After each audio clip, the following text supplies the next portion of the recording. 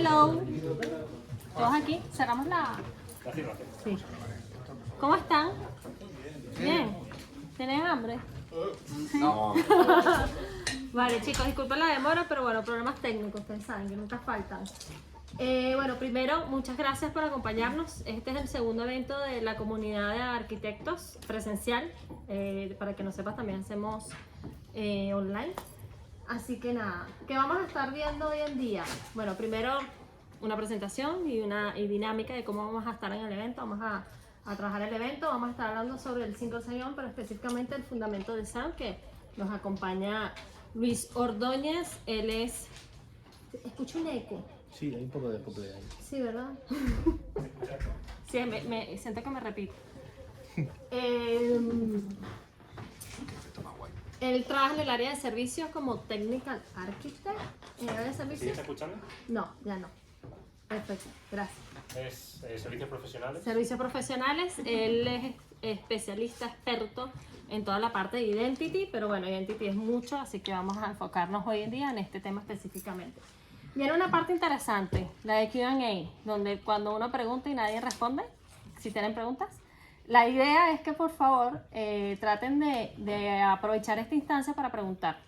Aquí creo que muchos o casi todos han trabajado con Identity, bueno, con Single Sign-On específicamente, si tienen preguntas. Y la mejor pregunta que considere Luis, le vamos a estar regalando este cuadernito de arquitecto. Así que... Te dimos un problema más, Luis. Sí, ya lo había avisado por si acaso. Pero bueno, la idea es que de verdad aprovechen esta instancia para preguntar y para aclarar dudas, ¿ok? Sobre todo. Después, bueno, el sorteo, que es para este cuaderno, que la pregunta que escoja Luis. Y después, bueno, tenemos un poco de networking, si la comida llega al final. No, mentiras, no. Pero la idea es que después quedemos conversando. Aquí la mayoría nos conocemos, pero yo no conozco a todas las caras, así que ahí nos vamos conociendo un poquito más después y bueno, y ahí cerramos el evento.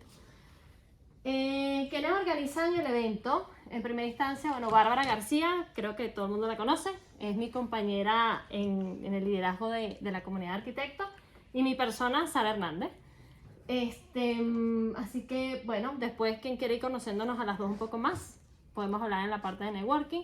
Así que somos todos tuyos, Luis. Muy bien. Muchas gracias. De nada. Bueno, pues ya me ha introducido un poco Sara. Soy Senior Technical Architect aquí en Salesforce. Y bueno, os vamos a contar un poco sobre Single Sign-On. Son un poco los fundamentos del Single Sign-On. O sea, tampoco, a lo mejor alguno de vosotros no os descubro nada, pero yo creo que está bien que lo repasemos. Cuando yo pienso en hacer esta sesión, Identity, el problema que tiene es que a veces es difícil de explicar. Entonces, digo, voy a intentar coger un concepto en el cual me pueda apalancar para que esto se explique de una manera más sencilla. Entonces me pongo a pensar. Aparte de que nos gusta Salesforce, lo que nos une aquí es que nos gusta Salesforce, nos gusta el ecosistema Salesforce. ¿Qué puede haber algo que nos una? Entonces me puse a pensar cosas un poco frikis, ¿no? Relacionadas con el mundo de la tecnología. Empiezo a pensar, digo, bueno, podría ser algo bueno, o algo que seguramente que nos gusta a todos. Ahora hacemos una prueba, a ver si me he equivocado o no. A ver si nos gusta el Señor de los Anillos, ¿vale? Entonces, os voy a preguntar, a ver cómo de frikis o no somos, a ver cómo de frikis o no de frikis somos.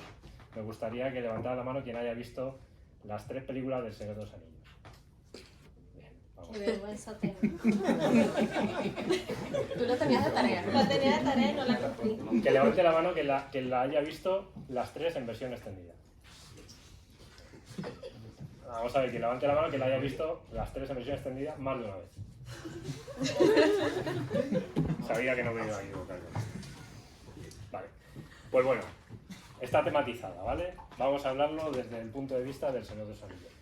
Para mí los flujos de Identity son un poco viajes realmente, ¿no? O sea, al final son flujos de navegación, pero no dejan de ser viajes. Entonces tienen ciertas similitudes con grandes historias que hablan sobre viajes. Esta puede ser una de ellas, ¿no? Entonces, este soy yo. Me encantaría decir que aquí estaba estudiando de una manera súper sesuda un problema de arquitectura, pero probablemente estaría copiando código de Stack Overflow o alguna cosa de estas. Y vino mi primer proyecto de Salesforce y dije, hostia, de puta madre, mi primer proyecto de Salesforce. Y en el proyecto de Salesforce venía una caja que era Identity.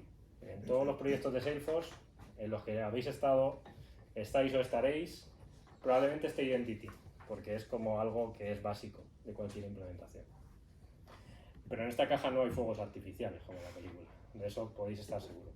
Y a veces es un poco abrumador Identity, porque es como un concepto muy amplio, que no tiene una relación directa con Salesforce, porque es algo más cross, y a veces se nos hace un poco de bola. Aquí es importante que nos apoyemos en gente. En mi caso yo tuve la suerte de tener gente dentro de Salesforce que me ayudó. Hay muchísima documentación. Esta comunidad es algo que nos puede ayudar también a generar ese conocimiento. Entonces no tengáis reparos en preguntar a la gente. Nadie nace aprendiendo todo y estos temas suelen ser complejos. Vale, vamos a ir un poco ya más en materia. Lo más importante para mí de Identity, lo que yo aprendí de Identity más importante era separar dos conceptos. Por un lado, qué es la autenticación y por otro lado, qué es la autorización. Estos dos conceptos, en mi cabeza al menos yo los tenía mezclados, porque cuando yo inicio un flujo de autorización, de alguna manera se lanza un flujo de autenticación, pero en esencia son cosas distintas. Si visualizamos el Señor de los Anillos, cuando Gandalf se enfrenta a la puerta de Moria, esto podría ser un ejemplo de autenticación, ¿no? Es decir, Gandalf llega a la puerta de Moria, le aparece un mensaje en élfico y una forma de saber que es alguien apropiado para pasar la puerta es algo que él conoce. Es un símil con una contraseña, ¿no? Al final, una forma de verificar que nosotros somos quienes somos es meter nuestro usuario y nuestra contraseña, es decir, algo que nosotros sabemos. La película es un método muy rudimentario, pero se aseguraban que de esta manera por lo menos orcos no iban a pasar. O bueno, pensaban que no iban a pasar. Realmente sí pasan, pero eso pensaban ellos. El concepto de autorización, sin embargo, lo que cambia es que ya sabemos quién es. O sea, cuando Gandalf se enfrenta al Balrog, Gandalf sabe quién es el Balrog y decide no dejarle pasar. Esto es un ejemplo de autorización clara. La fase de autenticación ya se hizo. Gandalf es súper listo y en sus libros de monstruos ya vio al Balrog y lo tenía súper claro. Si vamos al mundo real y nos alejamos de este mundo de fantasía, estos son los típicos métodos de autenticación que tenemos, usuario y contraseña, el password del login, que no deja de ser un token que nos envían a un dispositivo, es decir, algo que tenemos, se pueden mezclar los dos, es decir, algo que sabemos con algo que tenemos. El OpenID Connect es un protocolo de autenticación, SAML y hay otros muchos, pero al final todos estos están enfocados a verificar la identidad de alguien, ¿vale? Son métodos de autenticación. ¿Qué métodos de autorización utilizamos? Algunos en Salesforce y otros son generales de la industria. El perfilado de usuarios en Salesforce al final nos dice, una vez un usuario se ha autenticado en Salesforce, ¿qué puede hacer ese usuario? El SARIN es otra forma de autorizar. ¿Qué registros puede ver ese usuario? El OAuth es un sistema de autorización también. Y SAML, como vemos, está un poco en las dos partes. Vale.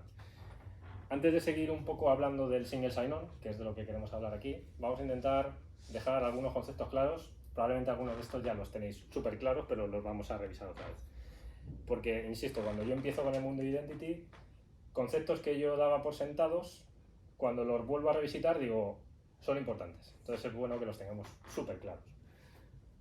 Las cookies. Las cookies en los flujos de Identity son los flujos de Identity de navegación. Como es un single sign-on, es fundamental porque hace que suceda un poco la magia, ¿no? Vamos a ver cómo funcionan las cookies. Seguro que esto lo sabéis todos. Si Gandalf se intenta meter en una página, vamos a decir que es la comunidad del anillo, y no está autenticado, lo primero que se le va a presentar, si es una página privada, digamos, que solo puedes entrar si te autenticas, es un formulario donde tienes que meter tu usuario y tu contraseña. Por supuesto, Gandalf meterá su nombre de usuario y su contraseña. Esta información se envía al backend, el backend la verifica, le crea una sesión en el backend y como respuesta al navegador le devuelve una cookie. Esa cookie se almacena en el navegador y se fija al dominio.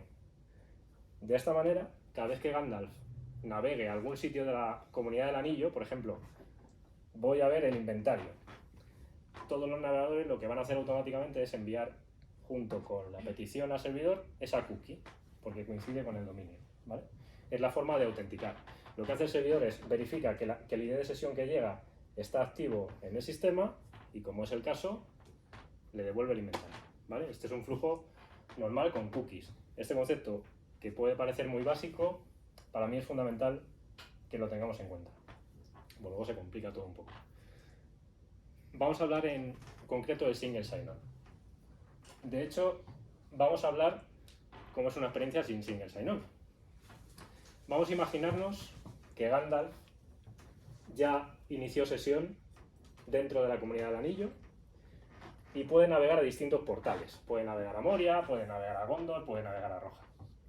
Lo que hará típicamente aquí Gandalf, si quiere navegar a Moria, es, bueno, pues hago clic en Moria y el navegador va a redirigir a Gandalf a Moria. ¿Qué pasa? Que en Moria yo no tengo sesión abierta, no tengo sesión iniciada. Con lo cual lo que se le va a presentar a Gandalf en este caso es usuario y contraseña. No tengo sesión abierta porque la sesión es la sesión de la comunidad del anillo, no la sesión de Moria. La cookie se fija a este dominio, no a este, y aunque se fijara a este no sería válida porque son sistemas distintos. Lo que va a hacer aquí Gandalf, evidentemente, meterá sus credenciales. Todos sabemos que a Gandalf se le olvidan las cosas. Espero que no tenga que almacenar en su cabeza credenciales de todos los sitios a los que navega. Y por este motivo, fundamentalmente, se define el single sign-on, para evitar que los usuarios tengan que estar recordando miles de contraseñas distintas, lo cual aumenta la seguridad. Fijaros que en cuando Gandalf mete sus credenciales, se crea otra sesión. Y como resultado de esa sesión, tengo otra cookie distinta fijada al dominio de Moria. Tengo en este momento, en dos dominios distintos, dos cookies distintas. Si abriéramos el navegador y miráramos las cookies, tendríamos cookies distintas de sesión en distintos dominios, ¿vale? Esto es lo que no queremos y lo que ningún cliente quiere tener. Lo que un cliente quiere tener es un single sign-on.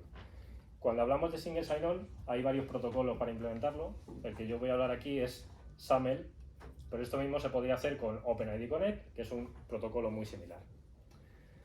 Si hacemos SAML, igual que con OpenID Connect, hay dos maneras de hacer el single sign-on. Iniciándolo desde el Identity Provider, luego entramos a definir qué es eso, o si iniciamos desde el Service Provider.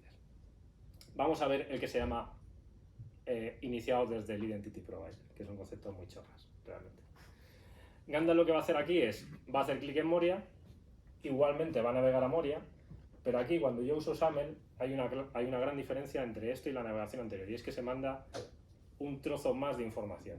Se manda una cosa que se llama SAML Assertion. La SAML Assertion es un XML que está firmado con cierta información. Luego explicaremos qué tiene esta firma que hace que Moria se fíe de esta información para crear sesión. De momento vamos a explicarlo un poco a nivel conceptual. Cuando le llega esta información a Moria, Moria coge la información que llega en el SAML Assertion y dice, ah, este es Gandalf, perfecto, pues le creo sesión y le dejo acceso. Esto es desde el IDP. No tiene mucha historia. Y este es muy fácil de entender. El que quizás confunde más, bueno, porque veamos cuáles son las entidades, el de arriba es el Identity Provider, es decir, quien tiene la identidad originalmente, quien tiene la base de datos de los usuarios, las contraseñas de los usuarios, los sistemas de autenticación, en definitiva.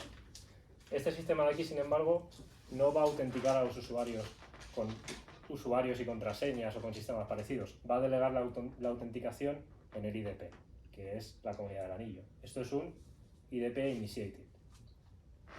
Si vamos a un Service Provider Initiated, lo que va a hacer Gandalf es navegar directamente a Moria. No va a pasar por la comunidad del anillo. Pero fijaros que en algún momento del día Gandalf sí que llegó a iniciar sesión aquí, ¿vale? A la primera hora del día Gandalf llega a la oficina y lo primero que hace es inicio sesión en la comunidad del anillo. A partir de aquí ya me pongo a navegar. ¿Y tienen favoritos Moria? Pues cojo, se va a Moria directamente y no tiene que pasar por la comunidad del anillo a lo largo del día. Sin embargo, ya inició sesión. Lo que queremos es que esta sesión sea válida para el resto de sistemas. ¿Qué es lo que va a hacer Moria en este momento? Lo que va a decir Moria es, yo no tengo ni pajolera idea de quién quiere meterse aquí. Entonces le va a decir a la comunidad del anillo, es decir, a su IDP, que está preconfigurado, oye, dime quién eres, dime quién es el usuario que se está metiendo aquí. Y lo que hace es que le manda una SAML request. Esta SAML request no tiene información del usuario ni de nada parecido, simplemente viene información sobre, oye, yo soy Moria y quiero que tú, comunidad del anillo, me digas quién se quiere meter en mi sistema. La información que le va a devolver en este caso como respuesta la comunidad del anillo es el SAML Assertion. Pero el SAML Assertion se vincula a la sesión que tú tuvieras aquí abierta. Dicho de otra manera, si tú no tenías sesión abierta en el IDP, en ese momento el IDP va a decir, yo no sé quién eres, autentícate. Te mostrará la parte de autenticación te autenticarás, te creará la sesión y te devolverá la SAML Assertion. Cuando esto sucede, igual, nos fiamos de la SAML Assertion, le creo sesión y además fijaros que le dejo exactamente en el sitio donde me ha hecho la navegación original. Esto es lo que se llama Deep Link. Le creo la sesión, le doy acceso y además lo redirijo. Este flujo que veis aquí es lo que se llama iniciado desde el Service Provider.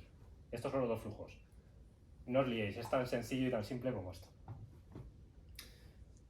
Pero aquí el concepto clave es, si yo recibo un XML, ¿en qué me baso a nivel seguridad, digamos, para que un sistema se fíe de la información que le esté mandando a otro sistema? Al final, esta información va por internet. Cualquiera podría capturar esa información, modificarla, en vez de que sea Gandalf, que sea fulano, lo pone y accede. Vale, esto, para asegurarnos que esto funciona bien y es seguro, se utiliza la firma digital. Vamos a explicar la firma digital en qué consiste. Antes de ver la firma digital, vamos a repasar conceptos. El concepto que vamos a repasar aquí es el cifrado asimétrico. El cifrado asimétrico, que parece así como muy complicado, no es otra cosa que yo tengo dos llaves, dos claves. Con una de ellas se encripta y con la otra se desencripta. Vamos a poner un ejemplo. Si Frodo le quiere mandar a Gandalf un mensaje, lo que hará Frodo es con su llave va a cifrar ese mensaje, hola, y se lo va a mandar cifrado a Gandalf. En un sistema de cifrado asimétrico, solamente la persona que tenga la llave que le corresponde a la que tiene Frodo puede descifrar. Es decir, en este caso, solo Gandalf podría descifrar este mensaje. Lo que suele suceder en este tipo de cifrado asimétrico es que tenemos dos tipos de claves. Una de ellas es pública, es decir, la tienen varios usuarios, en este caso la tendría Frodo y la tendría Sam, y hay una que es privada, que en este caso solo la tiene Gandalf. Es decir, si Frodo le quiere mandar mensajes a Gandalf y que no se entere Sam, que está todo el día con él, dice, pues yo cojo mi clave pública, le mando el mensaje y como yo sé que solo Gandalf la puede leer, sé que con este sistema de cifrado asimétrico solo Gandalf puede descifrar. Aunque lo consiguiera capturar Sam el mensaje, no podría saber qué tiene, porque con esa clave pública no puede descifrar ese mensaje. Este sistema de claves de cifrado asimétrico funciona a la inversa.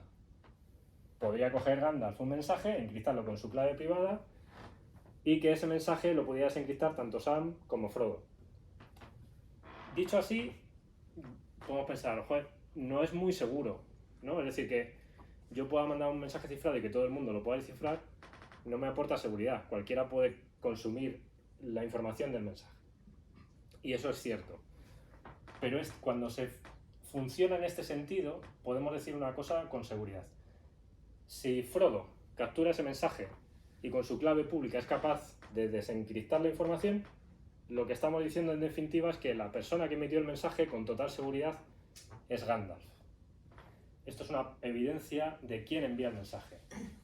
Y de esta manera nos aseguramos que aunque alguien consiguiera capturar el mensaje por aquí y lo modificara, solamente vamos a hacer caso a aquel mensaje que esté sin adulterar, porque yo sé que lo puedo descifrar.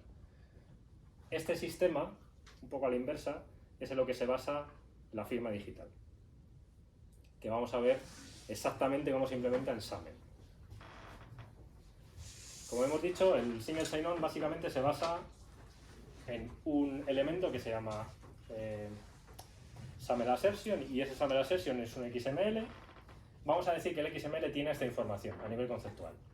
Desde la comunidad del anillo aseguramos que Gandalf, que posee los siguientes atributos, se autenticó en la comunidad del anillo hoy a las 11:30 de la mañana.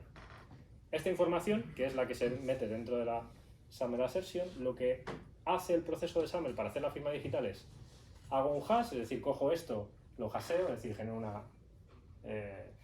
hash de este contenido y lo firmo y lo cifro con la clave privada, que solo tiene el IDP.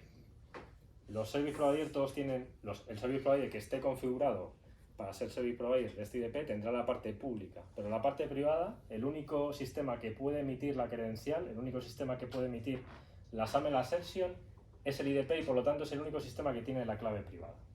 Con lo que hace es que coge el hash y lo cifra.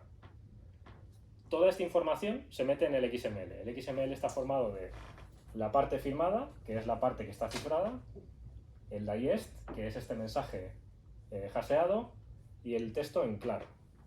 ¿vale?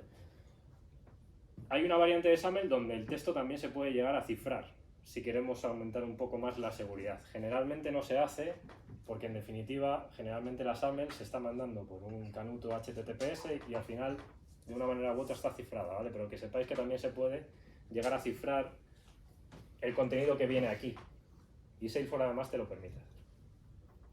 ¿Qué es lo que va a hacer el Service Provider cuando reciba este XML? Pues va a empezar a hacer el proceso de verificación de firma. Es muy sencillo. Cojo la parte que está firmada, la descifro con mi clave pública y si el hash que me genera coincide con el que viene en el documento, si no coincide, no es válido, evidentemente alguien ha tocado la parte firmada, y si coincide, me fío de la información. Sé que viene del Identity Provider y lo que venga aquí va a misa. Yo con esta información inicio sesión y le doy acceso hasta la cocina. Evidentemente, para poder hacer esto tienes que haber hecho una configuración de que si hablamos de Salesforce, Salesforce es el Identity Provider o es el Service Provider. Hay distintas configuraciones en el setup, pero básicamente hay que hacer esa configuración previamente. Cuando hacéis la configuración, si alguna vez lo habéis hecho, al final lo que estáis haciendo es meter una serie de parámetros y una clave. Cuando Salesforce es el Service Provider, lo que estáis metiendo es la clave pública para poder verificar la firma. Cuando es el IDP, lo que seleccionáis es un certificado y la parte del certificado que se utiliza es la clave privada. Si esto lo vemos físicamente en una SAML assertion, sería algo parecido a esto. Este es el texto, digamos, en modo que lo entendamos fácilmente, y este es el formato en la SAML.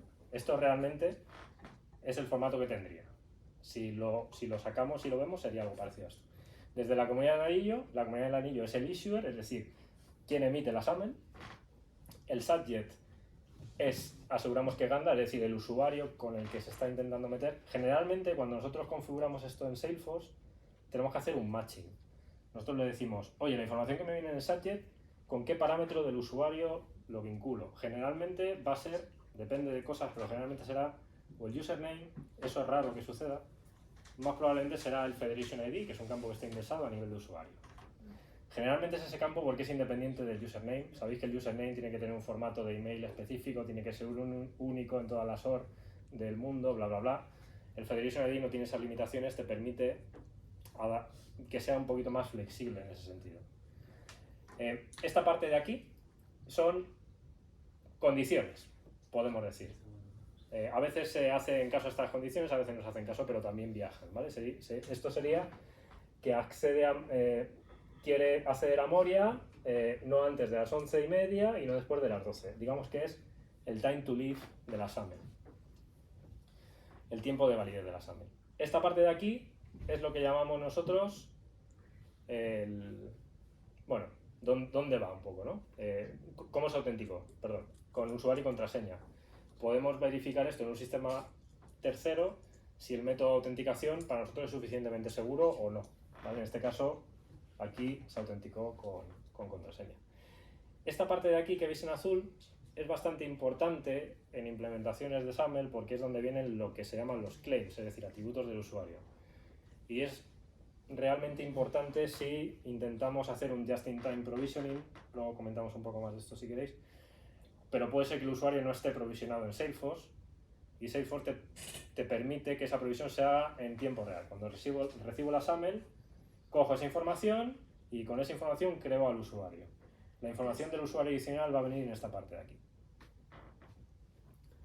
Vale.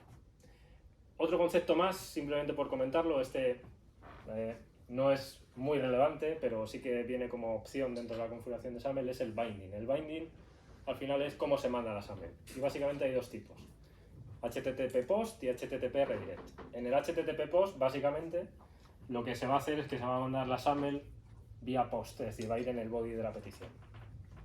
En el HTTP redirect, lo que se va a hacer es que se va a mandar con una redirección, es decir, el parámetro que se mande se va a mandar en la URL. Este método es más seguro que el de aquí, porque aquí viene cifrado en el body, aquí viene la URL se puede trazar, etcétera, es mucho menos seguro. Por eso, este se utiliza para enviar la SAML assertion, también lo puedes utilizar para la request, pero ese de ahí solo para la request, ¿vale? Eso, cuando vosotros configuráis Salesforce como Service Provider, podéis indicar si queréis el binding HTTP post o HTTP redirect. Bueno, es una cuestión quizás de preferencia o de política de seguridad que tengáis en el cliente en el que estéis. Recursos. Igual que Frodo no fue a destruir el anillo al monte del destino solo, pues aquí tenéis unos cuantos recursos, aunque hay otro que no he puesto aquí que para mí también es importante, que es el propio Salesforce. Cuando se configura Salesforce y te falla la SAML, que os va a fallar, y si no os ha fallado os vais a enfrentar a un fallo de SAML seguro, lo más fácil es intentar ir al inspector que tiene Salesforce. Tiene un botón, no recuerdo el nombre, donde te sale la validación hecha sobre el último SAML assertion. Ahí veis un poco, más o menos, el error por donde puede venir. Si con eso no es suficiente, yo os recomiendo que os instaléis este plugin. Es un plugin de Chrome con el cual podéis... Es lo mismo que si hacéis es lo mismo que si veis el tráfico del navegador al servidor, te da la misma información, solo que además esto pues tiene alguna herramienta adicional que te hace... Te lo pasa de base 64 a texto normal, te permite coger la SAML en claro. Bueno, es interesante. Y la forma de visualización a mí me parece un poco más clara. Enlace a la help. Aquí, aunque no sé si tendréis la presentación o no, aunque no la tengáis, la help está llena de documentación de cómo configurar Salesforce como IDP con SAML, de cómo configurar Salesforce como Service Provider con SAML, de cómo configurar Salesforce como IDP con OpenID Connect, todo tenéis ahí. Y esta de aquí es una página que el enlace está mal, ¿vale? Me acabo de dar cuenta. Pero bueno, si ponéis SAML Tool vais a llegar a ella. Es una página que es totalmente independiente de Salesforce, pero te permite hacer SAML, verificar SAML, te permite hacer ciertas cosas, base 64, ponerlo, quitarlo, está todo en la misma página, me parece que es interesante. Vale, antes de ir a las dudas. Bueno, mejor me lo vais a preguntar vosotros. Así que, dudas. ¿Dudas? No todas a la vez que nos aturdimos.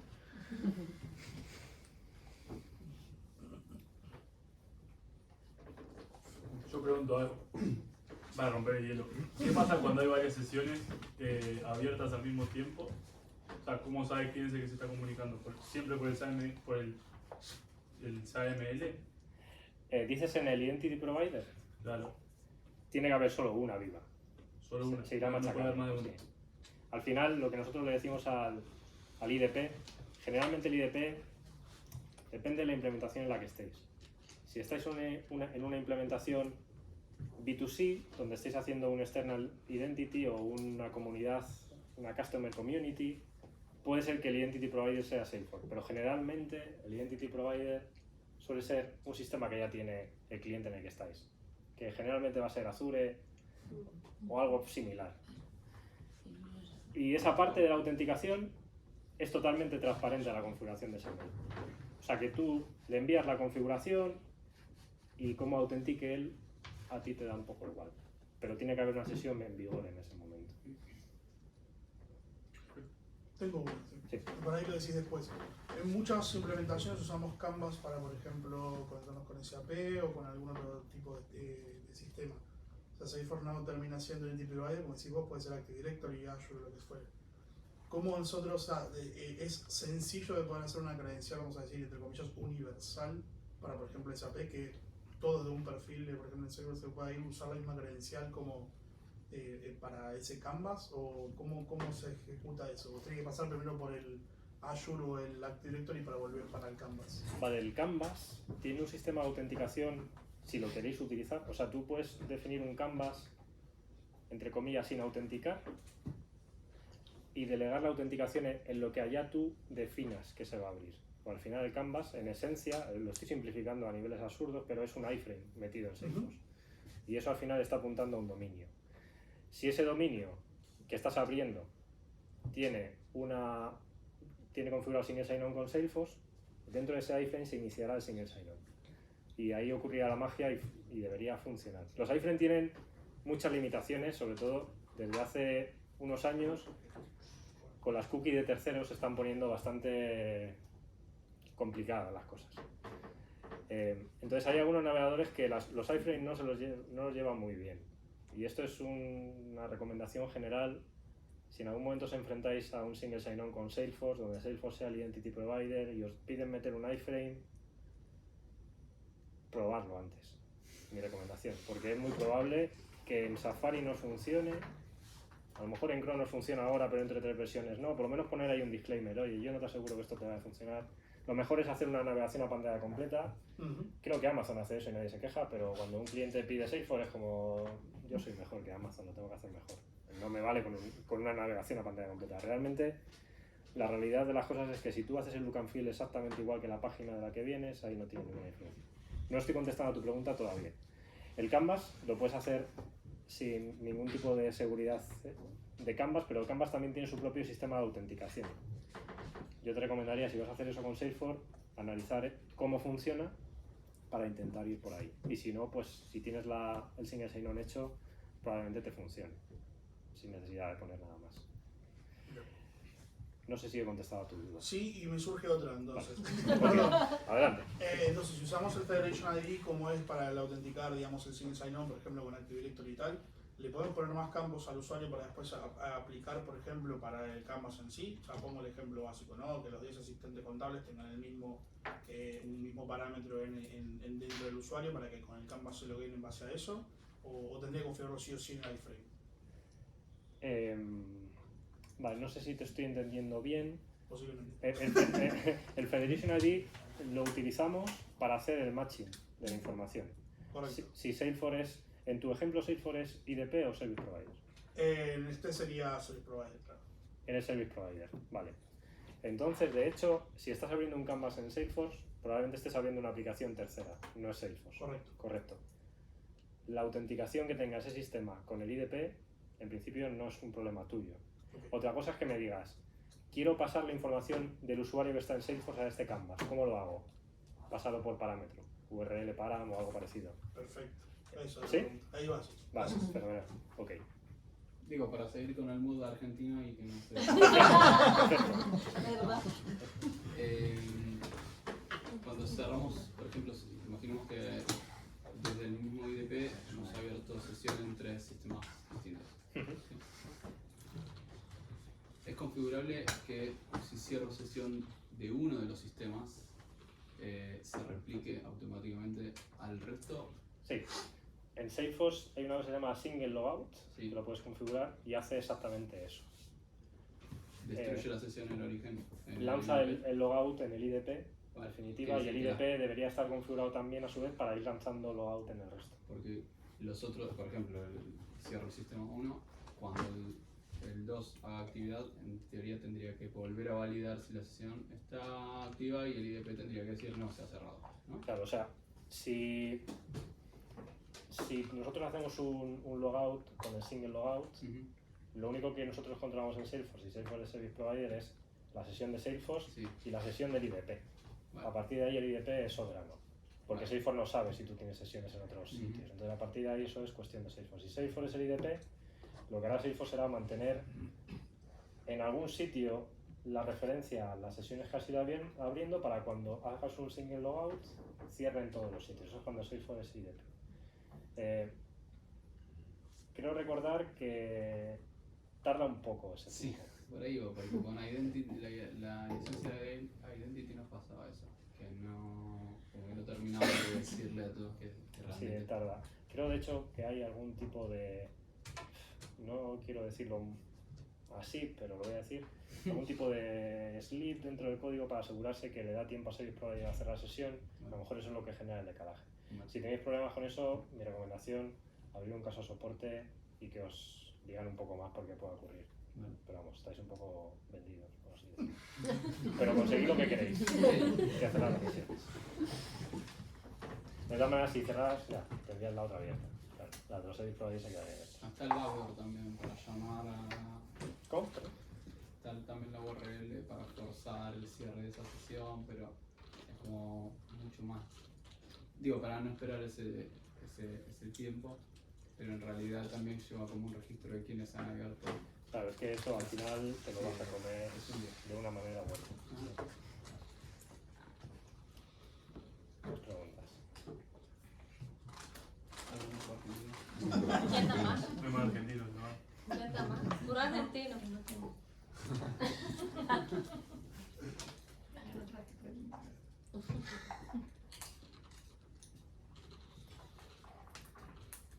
de las que te enviamos. Venga, La primera era, ¿cuándo, o sea, según tu recomendación, cuándo deberíamos, por ejemplo, usar Salesforce como Identity Provider y cuándo no deberíamos usar Salesforce como Identity Provider? vale, generalmente incluso llega a ser raro que tengas la posibilidad de elegir. Porque cuando llegas a un cliente generalmente la decisión ya la han tomado por ti. Entonces te va a tocar implementar lo que hay. Esto suele ser en proyectos donde los usuarios que intentas autenticar o gestionar son empleados del cliente en el que estés. Porque generalmente esos empleados van a estar en un Azure o en un Active Directory o en algún sitio similar. Entonces el IDP no va a ser Salesforce, generalmente. Y es raro que Salesforce acabe siendo IDP porque estamos hablando de soluciones empresariales y tienen muchísimos sistemas. Modificar eso es muy complejo. Sin embargo, si estamos hablando de un B2C, donde lo que estamos haciendo es una Customer Community, eso sí que se suele dar. Donde a lo mejor lo que quiere el cliente es, oye, yo quiero montar un portal para clientes y no quiero liarme con que los clientes se tengan que autenticar en mi plataforma, quiero hacerlo todo en Salesforce. Eso puede ser un caso de uso donde yo podría llegar a recomendar Salesforce como Identity Provider. Pero hay que entender una cosa, y es que las capacidades de integración de Salesforce como Identity Provider son las que son. Es decir, a nivel gráfico, a nivel visual, la navegación a pantalla completa casi que no te la vas a quitar, o por lo menos mi recomendación es que no te la quites, y si te la quieres quitar, tener en cuenta que a día de hoy hay limitaciones porque si haces una comunidad con Experience Builder, es decir, con Lightning Web Component, con arrastro y suelto, los iframes no están permitidos de momento con ese tipo de comunidad, con lo cual no te va a dejar abrirla. Si queréis hacerlo y aseguraros que no os bloquean las cookies de terceros, tenéis que igualar el dominio para que sea un subdominio del dominio principal, si no, no te deja setear cookies y el Identity Provider no funciona. Y aún así, probarlo antes de decir si vais con iframe, porque a mí me ha dado muchísimos problemas. Mi recomendación generalmente es pantalla completa, es lo más seguro, y luego vas a volver a otro sitio o te vas a quedar en Salesforce. Y ligada con eso, ¿tu peor experiencia haciendo estas implementaciones? Yo lo he pasado, donde peor lo he pasado ha sido, lo que pasa es que no es Identity, pero tiene relación con la customización de look and feel. En B2C es donde peor se pasa, porque es donde inviertes más tiempo. Tú vas a un proyecto de Identity pensando que vas a montar un sistema de Identity y te vas a ir, y no. O sea, ahí lo que montas es el sistema de Identity y todo lo que supone una página de login, una página de reseteo de contraseña, una página de modificación de datos, una página de aceptación de políticas de seguridad, todo eso con un look and feel al píxel de lo que quiere el cliente. Ahí se pierde muchísimo tiempo. Más allá de eso, temas relacionados con Identity puros, la provisión de usuario es una cosa a tener en cuenta y es algo que al principio se pasa por alto, pero hay que verlo con tiempo porque se tarda mucho en hacer, sobre todo si estamos hablando de sistemas nuevos y estamos hablando a lo mejor de volúmenes de clientes de millones y tienes que planificar una carga de millones de clientes. Hay diferentes estrategias, ahí puedes hacer una carga usando la Bulk API, puedes hacer una carga según te entra la SAML con el Just-in-Time Provisioning, que según me llega la SAML lo provisiono. Pero en definitiva hay que ver un poco cómo hacemos esto. Si se utiliza Azure, generalmente, o soluciones de mercado, es muy posible que ya exista un conector que te replique información de la base de datos de usuario a Salesforce y con eso puedes tirar. O por lo menos para hacer una provisión inicial y a partir de ahí haces una especie de profiling de usuario. Te llega la SAML y con el resto de claims terminar de actualizar la información del usuario. Ese es un tema también a tener en cuenta. El resto no es muy difícil, pero si no estáis muy familiarizados, la primera conversación, o sea, yo lo primero que preguntaría, si fuera un cliente que no fuera un B2C, es ¿qué protocolo de seguridad tengo que usar? Bueno, primero, ¿quién es el IDP? Porque te lo van a decir generalmente ellos, y si no te dicen nada, a lo mejor tú ahí puedes innovar y decir cosas. Si te dicen cuál es el IDP, generalmente te van a decir el protocolo, pero básicamente, si hablamos de single sign-on, tenéis dos opciones. O las que yo recomendaría son dos opciones. SAML o utilizar OpenID Connect. En algún sitio me he encontrado que ninguna de esas dos son válidas. Te tienes que buscar la vida para hacer otra. Y al final te persigue toda tu vida, porque no es un estándar. Entonces, es lo típico de esto lo tocó Mengano y se ha ido y ya nadie lo conoce. O sea que intentar, en la medida de lo posible, utilizar cosas estándares es muchísimo más sencillo. Un protocolo SAML lo implementas en 10 minutos. Porque el IDP te da un fichero, lo importas en Salesforce y ya está. Eso es lo que tardas en hacer un SAML. OpenID Connect es 3/4 de lo mismo. Pero como te metas en algo custom, te va a llegar una petición que tienes que verificar la firma, tú vete a saber cómo. Las librerías de cripto de Salesforce tienen ciertas limitaciones que a lo mejor no te permiten, te metes ya ahí en un jardín. Entonces, intentar tirar por esto. No sé si he contestado la duda. Sí, esa y la siguiente que Fenomenal. te voy a hacer, así que De momento te llevas tú la libreta. Tengo, pero Vamos a ver, que hay competencia. tal vez es muy básica, lo siento. Viene por el lado de la autenticación y la autorización. Sí, O sea, con lo que sería la Sign Sign-On tengo la parte de autenticación, pero hoy en día por la parte de autorización, por ahí tenés la función de IP o los pasos de verificación, etc. Ujú. Sí o sí tengo que pasar por ahí, hay una manera de puentearlo porque tal vez dice, muy lindo Sign Sign-On, pero me está pidiendo otra vez el código del SMS. O sea, como que, a ver, ¿cómo es eso? claro. Aquí hay una cosa importante. Salesforce desde hace unos meses, tengo el concepto del tiempo un poco difícil. Febrero, sí. A mi mujer siempre le digo el otro día y a lo mejor fue hace una semana o a lo mejor fue hace un año. Para mí es el otro día. Hace un tiempo Salesforce obliga a usar MFA para la autenticación, ¿vale? Cuando tú lo haces en Salesforce lo tienes que obligar a hacer en Salesforce, utilizando un authenticator o el sistema de verificación que queráis. Pero cuando lo delegas en un tercero, tienes que asegurarte de alguna manera que ese tercero lo está cumpliendo, ¿vale? Entonces, el MFA no te lo vas a quitar nunca. Otra cosa es que te tengas que preocupar tú como desarrollador de Salesforce, implementarlo o preocuparte de él, pero tiene que estar ahí. No sé si estoy contestando a tu duda, pero básicamente la forma de autenticar a un usuario, que puede ser cualquiera que se nos llegue a ocurrir, incluso la más bizarra, leer una retina, va a ser dueño y señor el IDP. Nosotros ahí no tenemos potestad de decir nada. Es yo te redirijo y allá te las compongas tú para verificar al usuario. Lo que quiero es de vuelta que me digas quién es. Eso es lo que nosotros hacemos como Service Provider. Como IDP tenemos que meter el MFA y ahí tenemos nuestro típico Authenticator. Creo que hay una YubiKey también que se puede utilizar como doble factor. Hay otras opciones. ¿Contesto? Sí.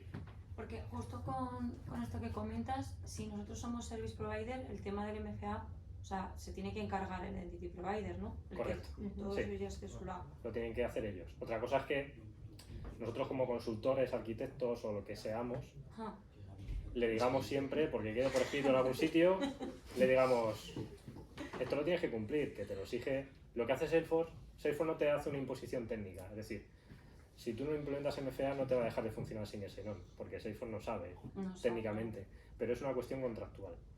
Entonces el cliente se la juega. Si no hace esto, a que si mañana tus datos se han filtrado, Claro, o sea, yo hago una recomendación de, oye, deberías utilizar eso, todas esas cosas por escrito, que te contesten en la medida de lo posible y te la guarden. Vale, eso pues no está ahí.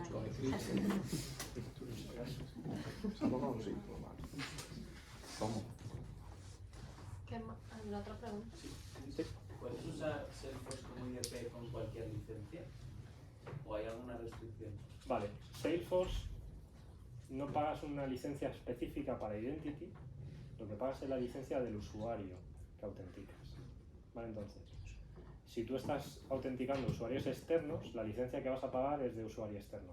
Que ahí puedes ir desde lo más básico, que es un external identity, que básicamente las diferencias van siendo a cuántos objetos puedes acceder, qué capacidad puedes utilizar, pero es la licencia que pagas realmente la licencia del usuario. Cuando hablamos de licencias de usuarios internos, eso prácticamente es nominativo, ¿sabes? ¿Cuántos usuarios tienes? Tanto te cobro. Estaba pensando en algo que fuera una licencia, una Customer Community Login, por ejemplo.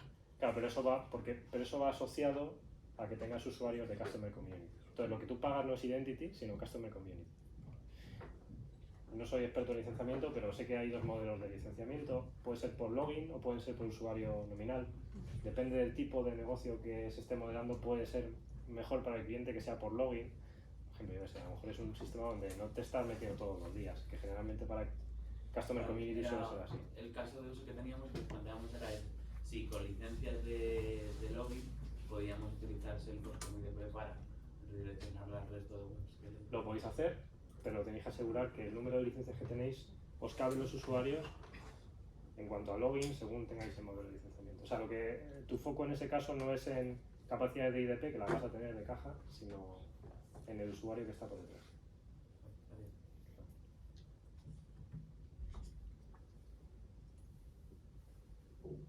De todas maneras, disclaimer aquí, porque como soy de Salesforce, no disclaimer a todo. Si tenéis a alguien de Salesforce, preguntadle sobre licenciamiento para aseguraros, pero vamos, por mi experiencia es así.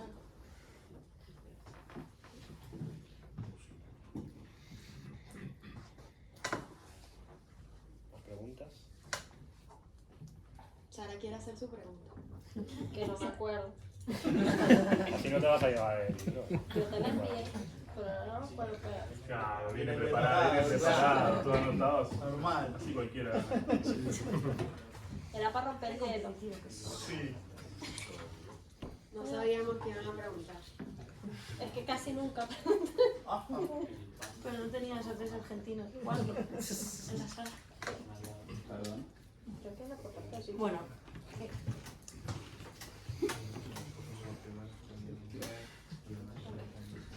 Sí, Sara.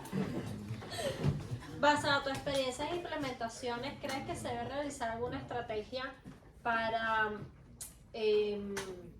la adopción de los usuarios? Que sabemos que básicamente cuando estás en Salesforce le cambias un botón y se vuelven locos. Imagínate ahora decirles que vas a cambiar un poco, bastante la manera de autenticarse. Basado en tu experiencia, ¿qué te has encontrado con los usuarios?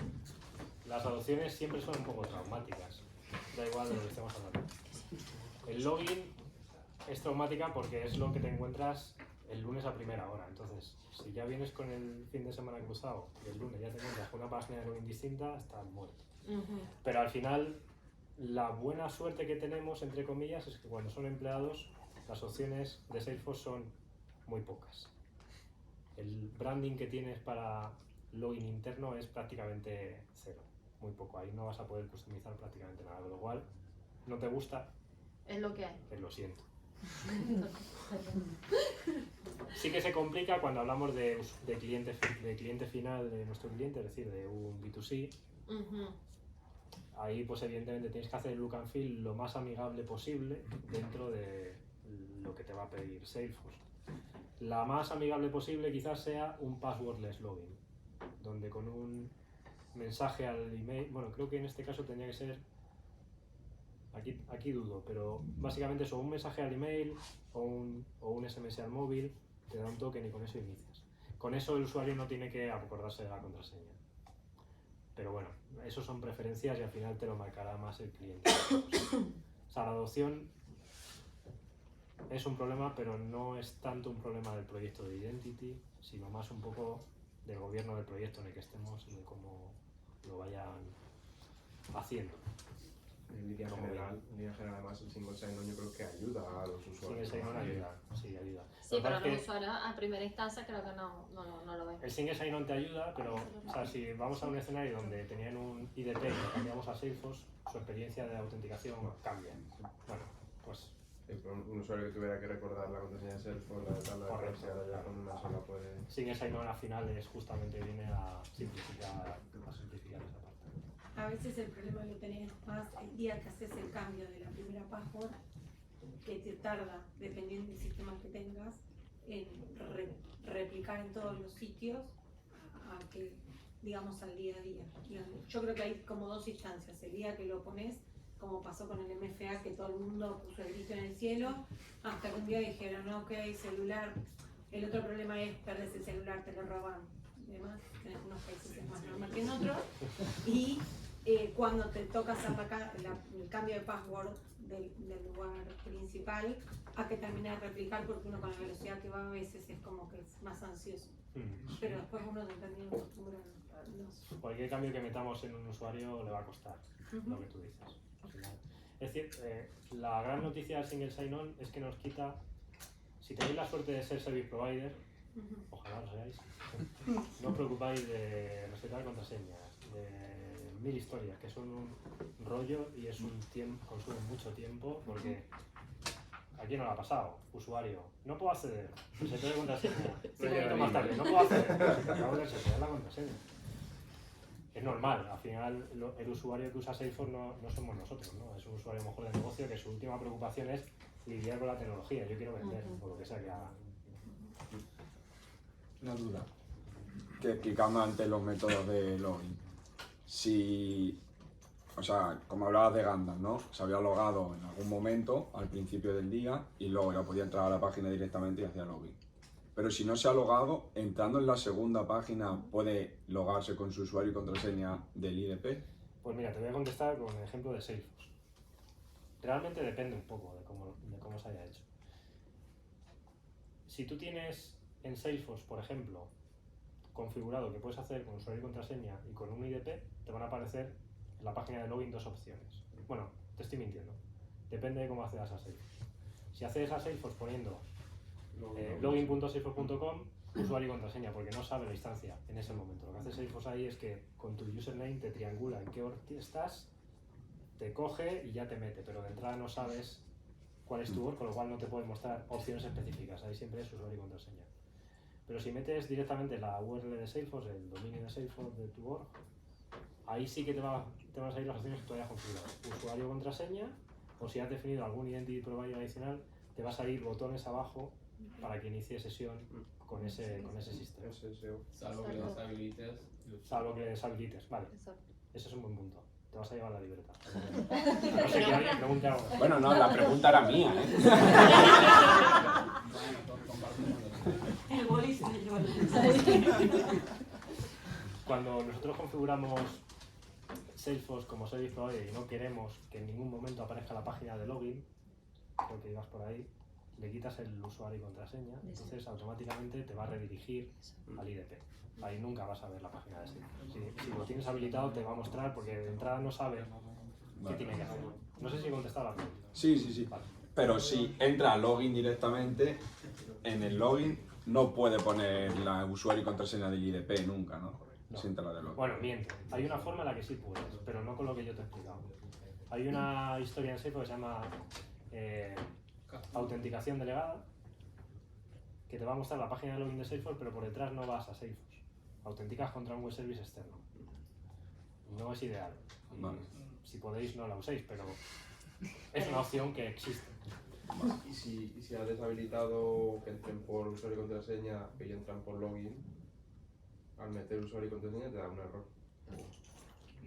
Si metes usuario y contraseña, generalmente no tendrás contraseña en el sistema. Pues O sea que te dará un error. te va a fallar. Claro. Generalmente los administradores sí entran con usuario y contraseña o se les habilita la posibilidad de entrar con usuario y contraseña, además del sign sign-on, por si acaso vete a saber, se ha caído Azure y nadie puede entrar. Entonces, yo soy administrador, yo sí puedo, meto mi contraseña y mi usuario y accedo. ¿Cómo harías eso? Si tienes deshabilitado el login en tu org, te metes a login.salesforce.com, que te vas a ir usuario y contraseña y ahí metes credenciales. Y ahí Pero se puede configurar por usuario, eso es así o no. No, yo digo. Eso es a nivel org, pero si si te hace que tú sí puedas ir un usuario. Si tú te metes siempre en login.salesforce.com en producción o test.salesforce.com en sandbox, siempre te saca usuario y contraseña. Ahí puedes meter siempre usuario y contraseña. Si tú tienes contraseña en el sistema, por mucho que hayas definido que no quieres login con usuario y contraseña, te dejan entrar. Eso podría provisionar el user directamente con su user. No se lo saben, para que no tenga. Como tenemos en el segundo ejemplo, claro.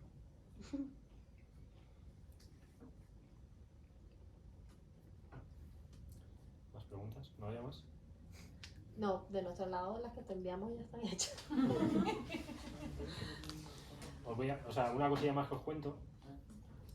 Puede ser, es un escenario un poco rebuscado, pero puede ser que eso es real. A lo mejor tenéis un sistema donde Salesforce es el service provider y Salesforce además en algún momento a futuro tiene que consumir un API del cliente en el que estéis y vosotros no podéis emitir una credencial o un JWT o un sistema parecido de autenticación. Si vais a ir por ese sistema y vais a necesitar el IDP en medio para autenticar esa petición API, que a lo mejor se va a hacer 3 o 4 horas más tarde, quizás ahí os interesa utilizar OpenID Connect. Porque OpenID Connect es OAuth, que te va a dar un token de acceso y un token de refresco, y encima de OAuth está el token de identidad. Las dos cosas juntas te hacen el OpenID Connect. Y con este token de refresco y este token de identidad, Salesforce te lo almacena de forma segura y lo puedes reutilizar. Entonces sí, generalmente yo usaría SAML, pero si tenéis ese requisito, evaluar la posibilidad de utilizar OpenID con él, pues puede ser más útil. OpenID Connect en Salesforce es el Authorization Provider. Hay un sitio donde defines el Authorization Provider. Creo que cuando hacéis el Trailhead lo podéis probar con Facebook o con Google, que aceptan estos protocolos, pero generalmente Azure lo acepta, o sea que es raro que no lo hagan. Muy bien. Muchas gracias. Nada, Una cosa más. pues yo creo que Espera, ahora.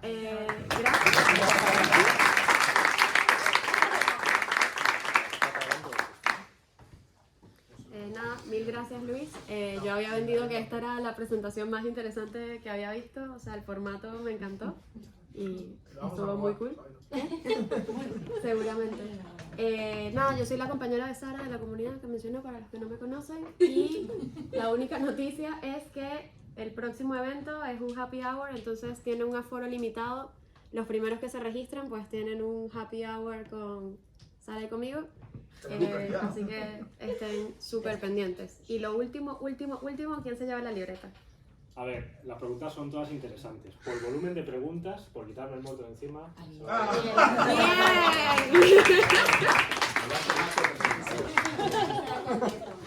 Pues nada, mil gracias Liz. Y gracias a todos por estar aquí. Bravo. No se preguntas de usuario.